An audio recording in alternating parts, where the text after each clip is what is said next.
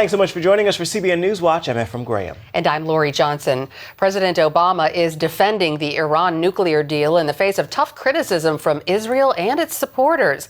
He's also facing stiff opposition from Capitol Hill. Leading lawmakers are also saying the deal is dangerous and should be scrapped. Dale Hurd has the story. President Obama is defending the Iran deal as a once-in-a-lifetime opportunity, telling the New York Times, "This is our best bet by far to make sure Iran doesn't get a nuclear weapon." The agreement includes what the White House says would be unprecedented inspections and monitoring of Iran's nuclear facilities for at least 20 years. It would mean Iran will have to roll back its nuclear programs, dismantle equipment, and make sure major plants are only for civilian use. And in exchange, economic sanctions against Iran will be lifted over time. But there's a problem. The deal described by Washington is not the deal being described by Iran. In fact, Iran has formally complained that the agreement the White House is selling to the world is not what was actually accepted by Iran in the talks. And Israeli President Benjamin Netanyahu warns that the deal threatens the survival of Israel. He says he's not opposed to a deal with Iran, but is opposed to a plan that leaves its nuclear program in place and gives it a path to a nuclear bomb. I'm not trying to kill any deal. I'm trying to kill a bad deal. And you say it's a historic decision, a historic deal. It could be a historically bad deal because it leaves the preeminent terrorist state of our time with a vast nuclear infrastructure. Remember, not one centrifuge is destroyed. Thousands of centrifuges will be left spinning uranium. Meanwhile, the White House has already begun an aggressive campaign to sell the deal to a skeptical Congress. Many details are unknown at this point, and so I don't know how anyone could really ascertain whether this is something good or bad yet for the American citizenry. Until they stop their provocative behavior, I think we'd be nuts to give them more money and more capability. President Obama has vowed that Iran will not get a nuclear weapon on his watch. But Arab allies fear the White House deal will destabilize the region, creating a nuclear arms race. The White House says a so-called international mechanism will verify that Tehran doesn't cheat on the agreement, and that cannot be reassuring to Congress. Both sides will now work to finalize the agreement by the end of June. Dale Hurd, CBN News. British authorities have arrested two teenagers suspected of planning acts of terrorism. The teens are a 14-year-old boy and a 16-year-old girl. The boy is one of the youngest to be arrested on terrorism suspicions. It was unclear if the pair are related. It is the latest in a wave of young Westerners pledging allegiance to ISIS and other terrorist groups. In the U.S. last week, the FBI arrested two young women in New York and one in Philadelphia, also on suspicion of terrorism-related activities. Christians around the world celebrated Easter yesterday, and they remembered those who suffer for the faith. Pope Francis delivered a somber message focusing on the worldwide persecution of Christians, sending his prayers to the families of those 149 people massacred in Kenya by Islamist terrorists last week. In Kenya, at the site of the mass murder, Christians prayed and sang at this church in Garissa. So many young lives that were spent just like that without any reason. In war-torn Iraq, Christian refugees celebrated Christ's resurrection, one man adding, "We have to be patient and follow Jesus' path." And here at home, the first family posed for this Easter portrait. They attended church services at the historic Alfred Street Baptist Church in Alexandria, Virginia.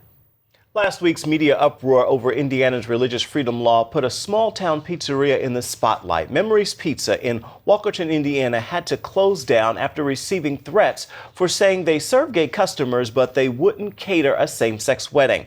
Supporters put together a website where people could help the owners raise money to stay open. In an amazing show of support, by the time donations closed Saturday, they had received well over $800,000. That appears to have also sparked a peak in donations for a Washington state florist who was fined $1,000 for refusing to sell flowers for a gay wedding.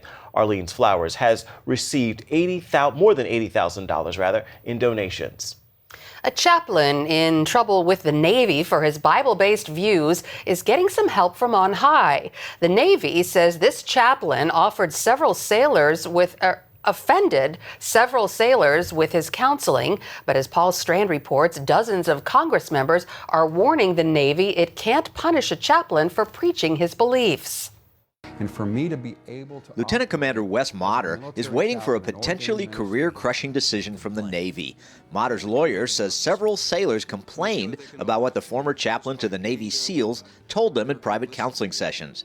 His alleged misdeeds include saying that homosexuality was wrong, premarital sex was shameful. Now, those views fall well within the teachings of Motter's Assemblies of God denomination.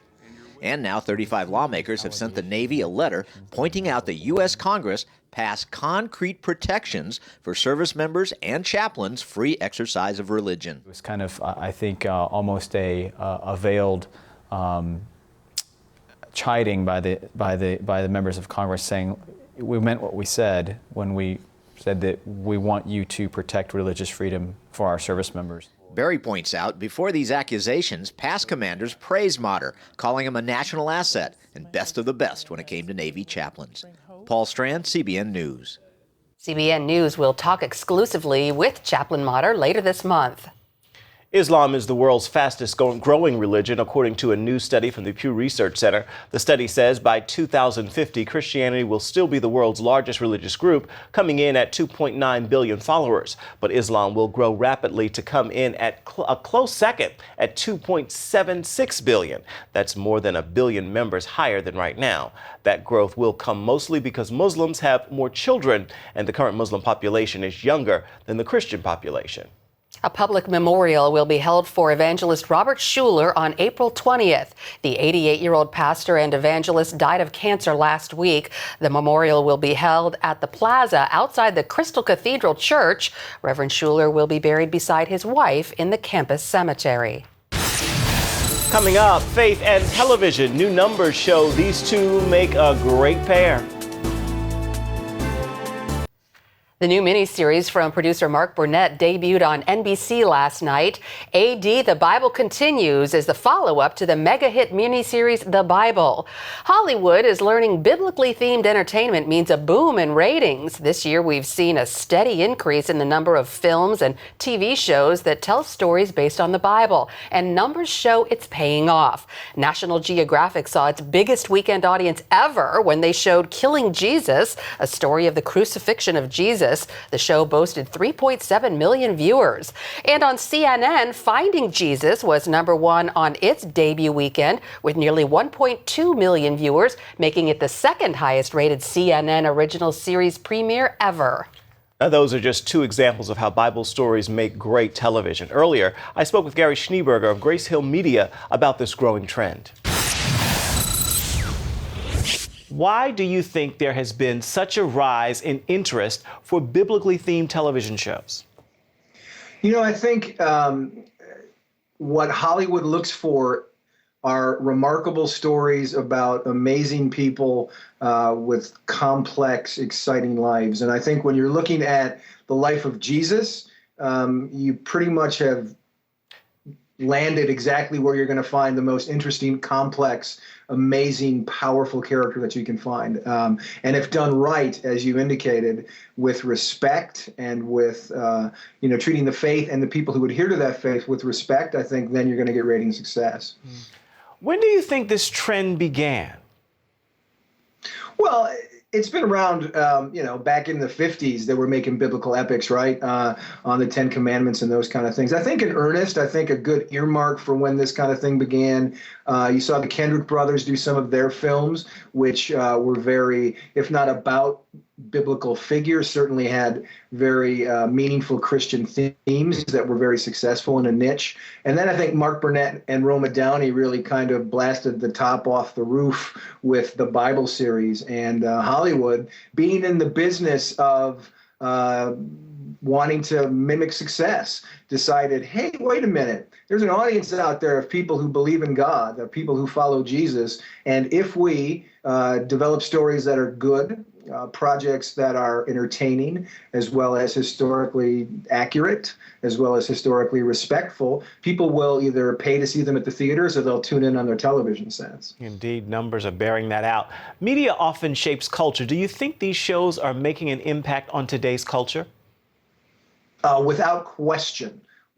Without question. One of the films that Grace Hill worked on that perhaps didn't meet with universal acclaim from Christian audiences was the film Noah, starring Russell Crowe, that came out last spring. But one of the interesting things about that movie is that it sparked a discussion in this country that led to the #1 Bible app for mobile phones and the #1 website for looking up scripture saw 400% increases in people looking up the biblical story of Noah in Genesis.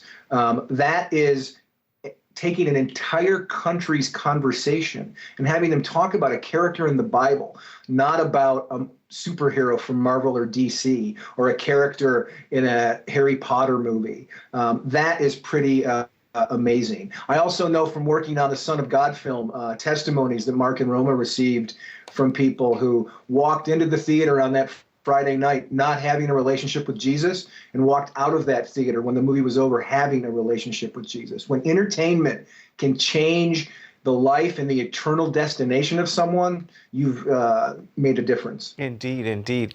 And in terms of this trend, we know that it is not stopping. You're working on another big project as well that's coming to theaters, correct? Yeah, just announced today. In fact, we could call this a Christian exclusive announcement. A film called Hillsong, Let Hope Rise, about the Christian worship band Hillsong United, which if you go to a church that does contemporary worship, chances are you've sung one of their songs in the last couple of Sundays. That movie, Hillsong, Let Hope Rise, produced by Grace Hill Media, it is coming out on September 30th. It was announced today. Now, Ephraim, I've seen the movie a couple of times already, and I can tell you that, as we're talking about Jesus, if you were to take a buck and throw it in a bowl every time Jesus' name is said or sung in a positive, praiseful context, by the time the credits rolled, you'd have enough money in there that you could take your wife to a very fancy restaurant in your hometown. Beautiful, beautiful. Gary, thank you so much, and keep up the great work in getting the word out there. Thank you. Have a great day. Next, finding Paul's shipwreck. A detective tracks down one of the most significant sites in the book of Acts.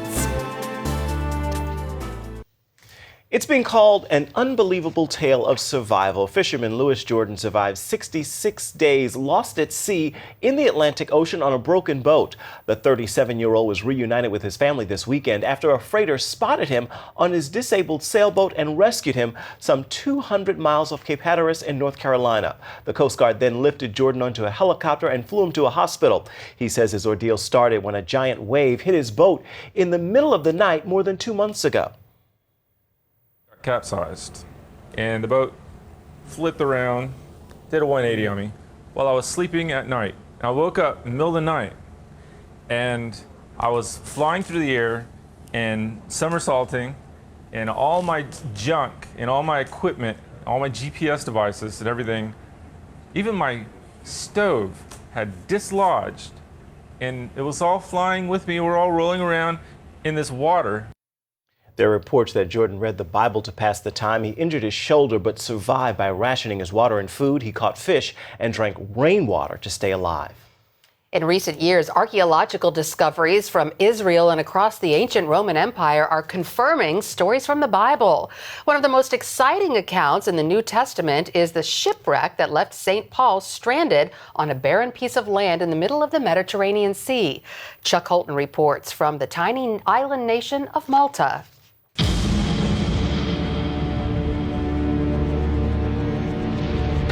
It was sometime around 60 AD, and the Apostle Paul was en route to Rome from the Isle of Crete. On the journey, a fierce storm blew the ship off course. On the 14th night, we were still being driven across the Adriatic Sea, when about midnight, the sailors sensed that they were approaching land. They took soundings and found the water was 120 feet deep. A short time later, they took soundings again and found it was 90 feet deep.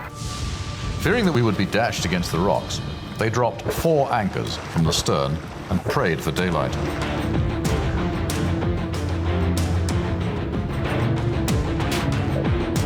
When daylight came, they did not recognize the land, but they saw a bay with a sandy beach where they decided to run the ship aground if they could. Cutting loose the anchors, they left them in the sea, With the storm still raging, the ship struck a sandbar and began to break apart. The nearly 300 men on board swam for their lives. Miraculously, everyone survived. Once safely on shore, we found out that the island was called Malta.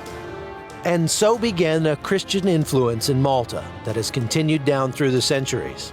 Today, Malta is Europe's most religious nation. 98% of its citizens are Catholic. St. Paul is memorialized across the island, nowhere more than in St. Paul's Bay, where tourists come to visit the Shipwreck Cathedral and see the spot where most believe Paul's ship ran aground nearly 2,000 years ago. But when former Los Angeles crime scene investigator Bob Cornuke paid a visit to Malta, facts in the biblical narrative didn't fit with the view from St. Paul's Bay. That difference led to a 10-year search for the true location of Paul's shipwreck. Bob started in the pages of his Bible. The crux of the story revolved around the 4 anchors. Could they be found? And I looked at the Bible and said, could I solve this like it was a crime? Could I take the evidence that exists on the pages of the Bible and actually find these lost anchors that the Bible talks about?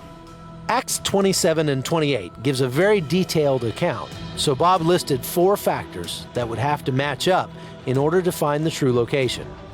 A bay with a beach, a reef with a sandbar where 2 seas meet, the seabed at about 90 feet of depth, and a place the sailors would not have recognized. Cornuke enlisted the help of a group of men who know the waters around Malta best, the Maltese fishermen.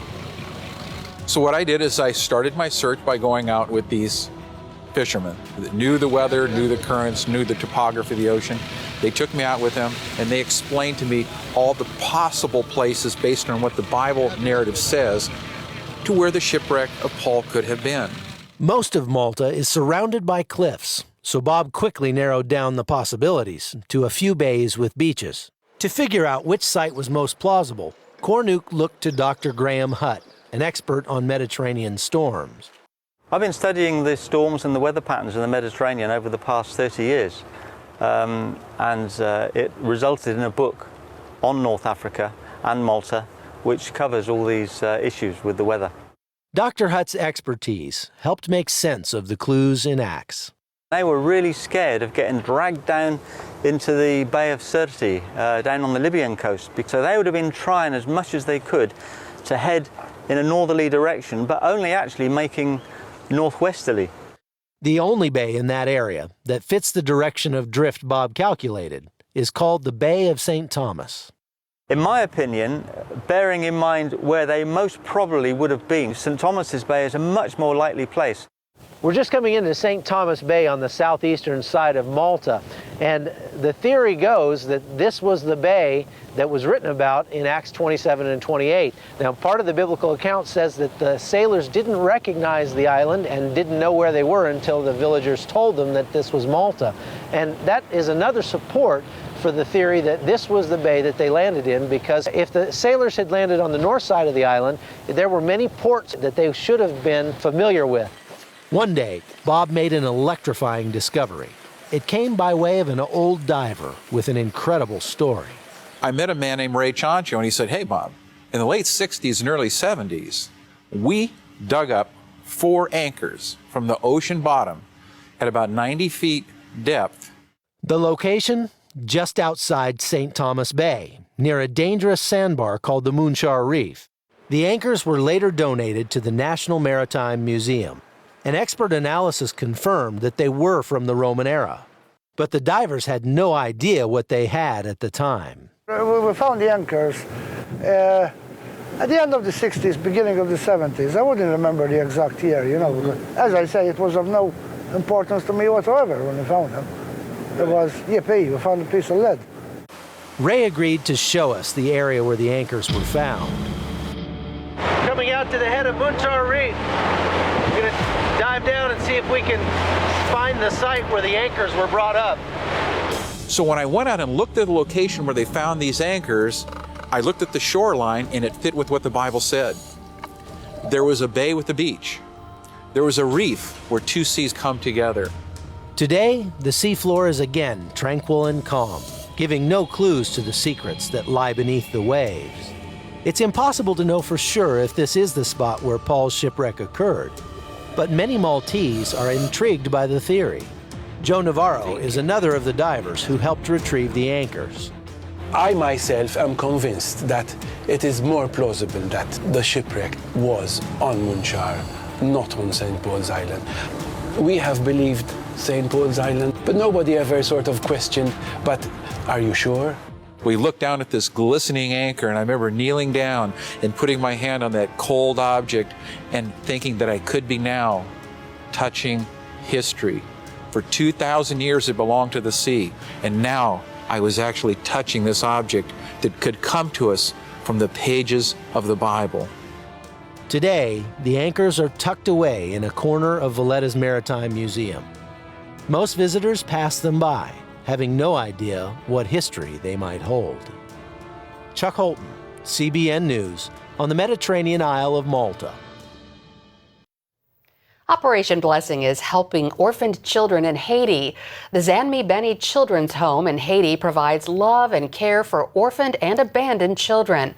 More than 60 of those children recently got a legal name and official birthday during a baptism ceremony. The Children's Home was founded in 2010. It now includes a 30-room dormitory, dining hall, fish farm, bakery, arts and music center, chapel, library, outdoor play area, and more. You can find out more about Operation Blessing by going to ob.org.